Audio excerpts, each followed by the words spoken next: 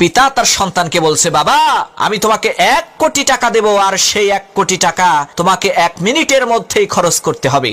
তবে মনে রাখবা, এরপরে আর কোনোদিন আমি তোমাকে 1টা টাকাও দেব না। তাহলে এখন তুমি আমাকে বলো, সেই 1 কোটি টাকা 1 মিনিটের মধ্যে তুমি কিভাবে খরচ করবে? তখন সেই ছেলে বলল, বাবা আমি আমার ওই 1 কোটি টাকা এমন ভাবে খরচ করব, এমন একটা দোকান কিনে নেব যাতে সারা জীবন আমি ওই দোকানেই কর্ম করে খেতে পারি, আর সেই একটা দোকান থেকে আরো 10টা দোকান যাতে তৈরি করতে পারি, কোনোদিন যাতে আমার আর পয়সার অভাব না হয়। তখন সেই ছেলেটির পিতা বলল, বাবা ধরো তুমি 60 বছর দুনিয়াতে বেঁচে থাকবে, আর এই 60 বছরের মধ্যে আল্লাহ রাব্বুল আলামিন তোমাকে 189 কোটি মিনিট দান করেছেন। এর মধ্যে ঘুম, মজা মস্করা, আড্ডাবাজি আর শিশুকাল মিলে প্রায় 151 কোটি মিনিটই নষ্ট হয়ে গেল।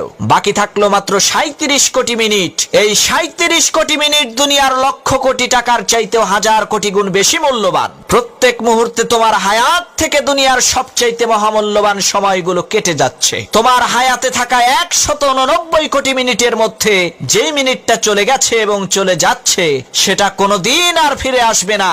এখন বলো, এই 37 কোটি মিনিটকে তুমি কিভাবে খরচ করবে? তখন সেই ছেলেটি বলল, বাবা আমি আমার এই জীবনের 37 কোটি মিনিটকে এমন ভাবে খরচ করব যাতে দুনিয়া আর আখিরাত উভয় জাহানে আমি কামিয়াব হতে পারি।